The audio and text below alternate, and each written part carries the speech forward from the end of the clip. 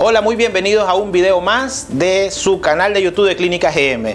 La doctora Fátima Mejía y el doctor Armando García. Le damos la más cordial bienvenida. Si esta es la primera vez que nos está viendo, te invito a que te suscribas, que le des like, compartir y activar la campanita para que te lleguen todas las notificaciones de nuestros excelentes videos con contenido en salud, no solamente obstétricos, sino también ginecológicos. El día de hoy vamos a estar hablando de un tema muy importante que es la finalización del embarazo. Es el parto vía vaginal. La doctora Fátima Mejía nos va a estar dando algunos tips que son muy necesarios conocer para el momento de la finalización del embarazo. Doctora Mejía hoy nos va a platicar acerca del fin del embarazo y cuáles son verdaderamente, cómo puede diferenciar una mujer cuando un trabajo de parto ya es el real, o sea, ya van a nacer el bebé, cuando esas contracciones son del inicio de trabajo de parto, cuando son de Braxton Hicks. ¿Han escuchado el término? Ok, muy bien. A todas nuestras pacientes de Clínica GM es muy importante que usted tenga conocimiento sobre cómo inicia el trabajo de parto, cuáles son las señales que la paciente embarazada debe de vigilar para decidir en qué momento va a acudir con su ginecólogo GM o al hospital, ¿verdad? Entonces, toda mujer embarazada nos hace siempre las preguntas: doctora Mejía, ¿cómo va a ser mi parto? ¿Voy a parir vaginal o mi parto va a ser vía abdominal cesárea? Bueno, ¿cuándo podemos determinar el ginecólogo cuál es la vía mejor para usted? Primero, se debe de evaluar cómo está la pelvis de la paciente. O es una paciente primeriza, o una paciente que ya ha tenido más de un bebé. Después tenemos que ver el peso del bebé, las comorbilidades de la paciente, si es una paciente diabética, hipertensa, con preeclampsia. Y de esa manera uno decide, ¿verdad?, cómo está el bebé, cómo está la placenta del bebé, cómo está el líquido donde se encuentra el bebé, cuánto pesa el bebé. Todo esto se evalúa en la última consulta prenatal y el médico debe decidir cuál es la mejor vía para usted, porque lo que queremos es que su parto sea lo más maravilloso, lo más bello que usted va a recordar toda su vida. La edad perfecta para que se dé el parto es 39 semanas, cuando su bebé está maduro neurológicamente y también su sistema respiratorio.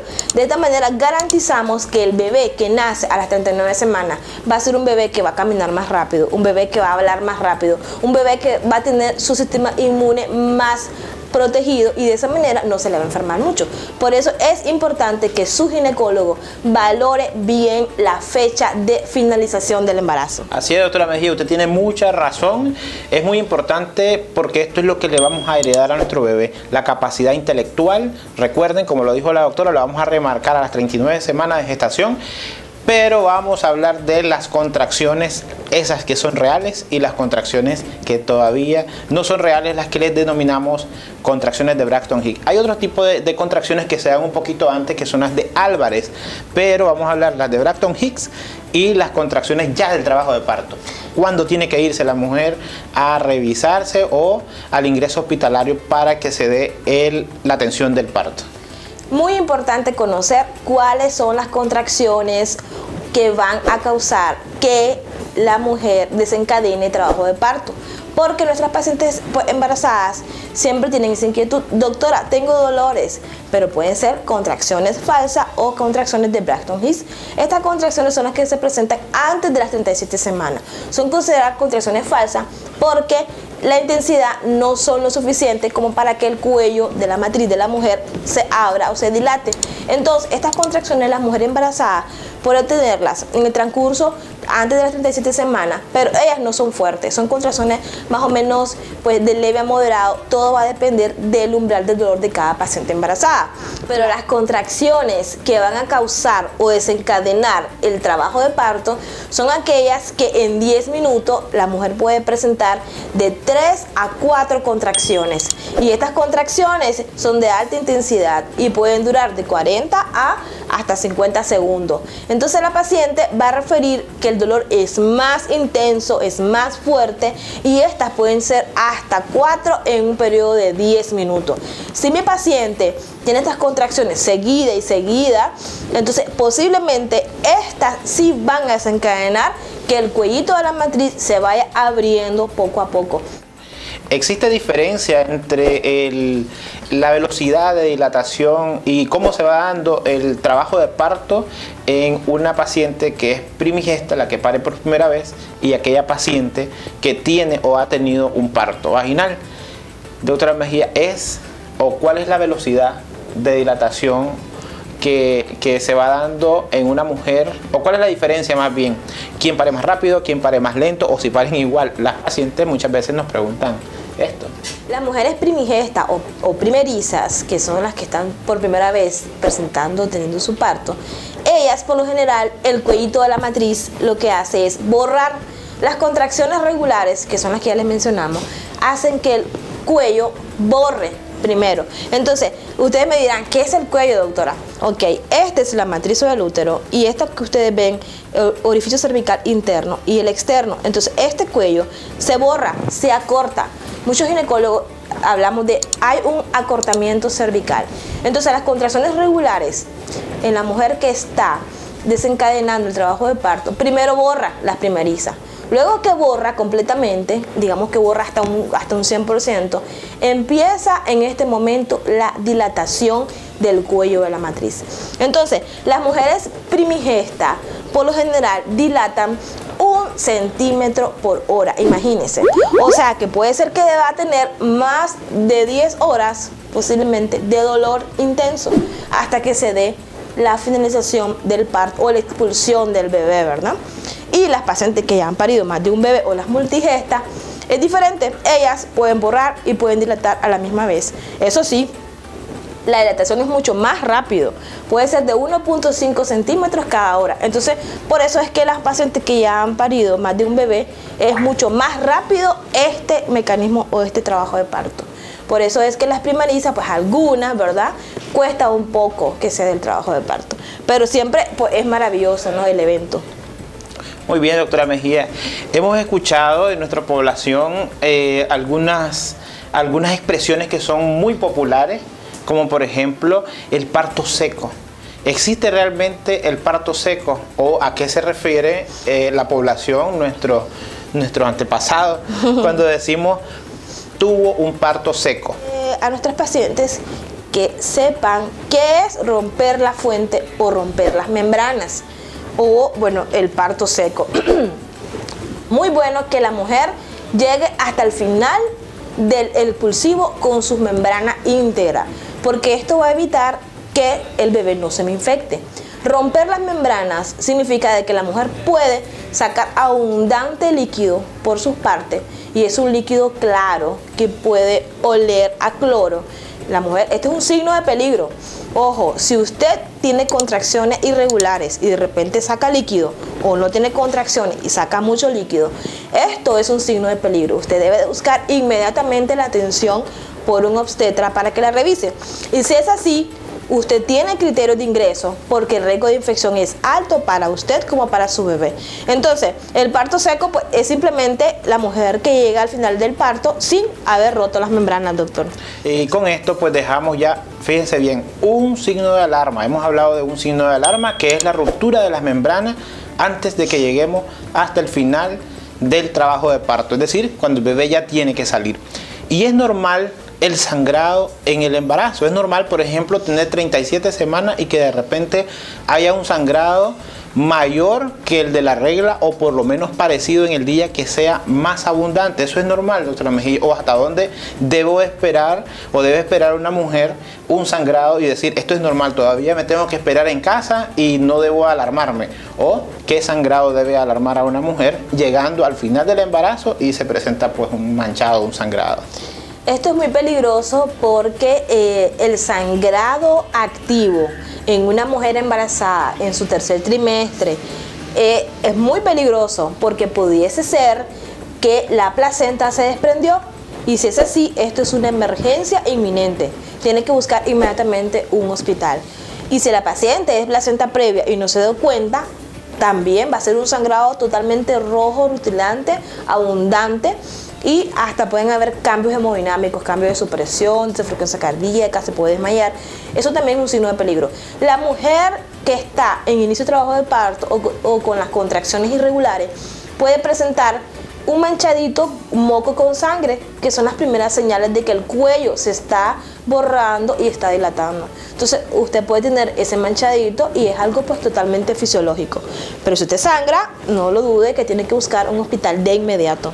Hay otras preguntas que nos hacen nuestras pacientes a diario, ahí en nuestras redes sociales, en nuestro WhatsApp principalmente, y son, por ejemplo, lo que tiene que ver con: llegué al hospital, empecé contracciones, me hicieron aguantar todo el trabajo de parto y al final me operaron.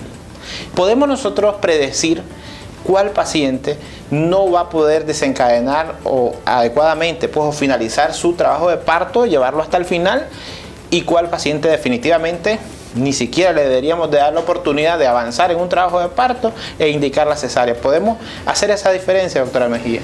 Por eso es muy importante que usted, si está embarazada, reciba una atención o un control prenatal de calidad con un ginecólogo obstetra, en donde desde el primer momento el ginecólogo obstetra va a hacer un tacto donde va a medir la pelvis, que eso va a ser otro tema de estudio, la pelvimetría o las mediciones de la pelvis.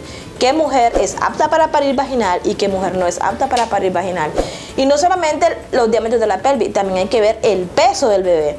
Si la paciente llega, desencadena trabajo de parto, llega hasta 5 centímetros, pero después pasaron 2 horas y ella no avanzó de 5 centímetros, entonces uno debe de pensar y ver qué está pasando. ¿Es por las contracciones uterinas que son irregulares?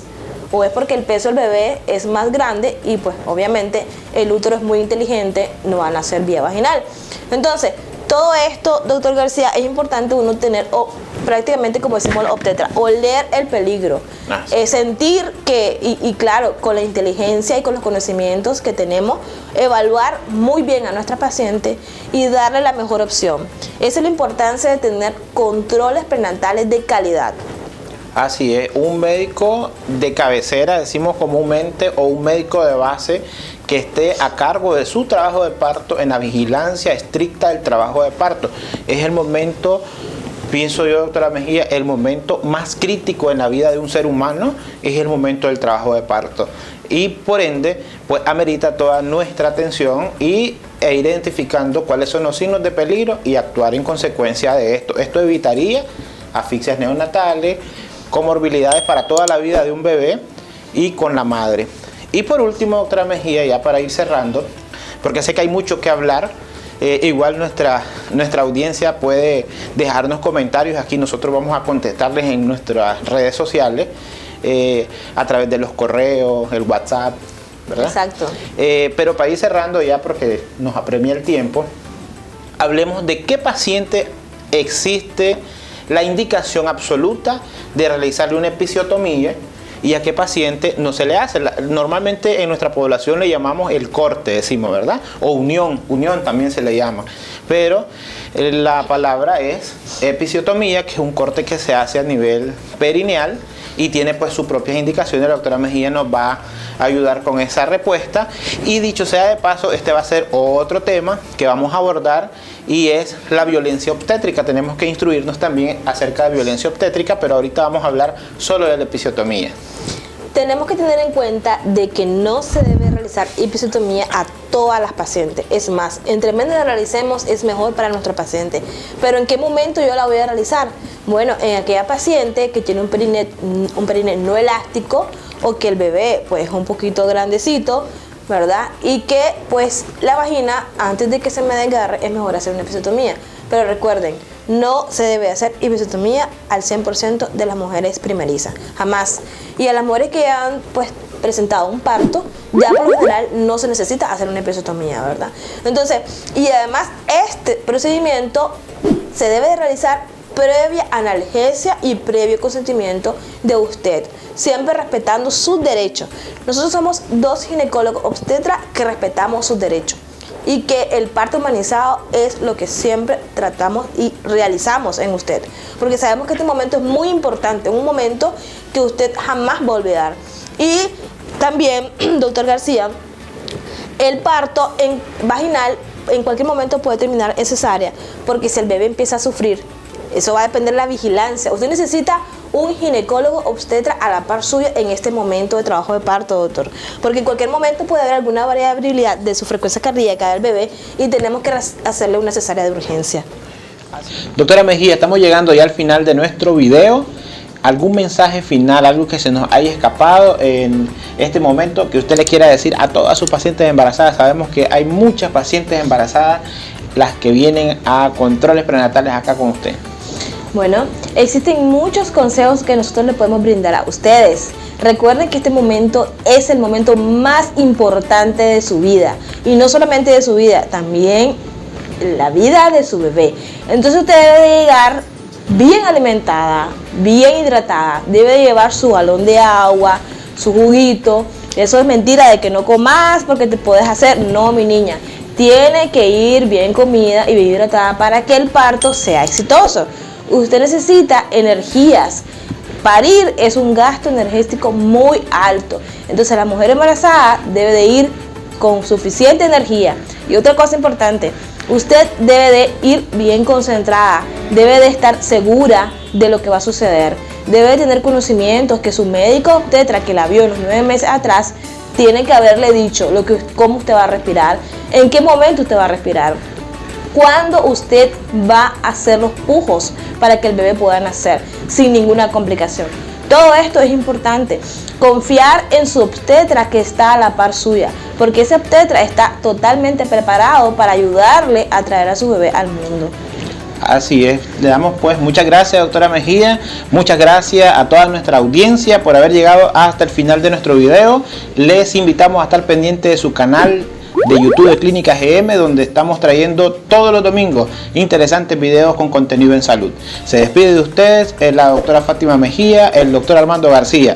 Recuerde que no solamente somos sus ginecólogos, también somos sus amigos. Clínica GM, siempre contigo.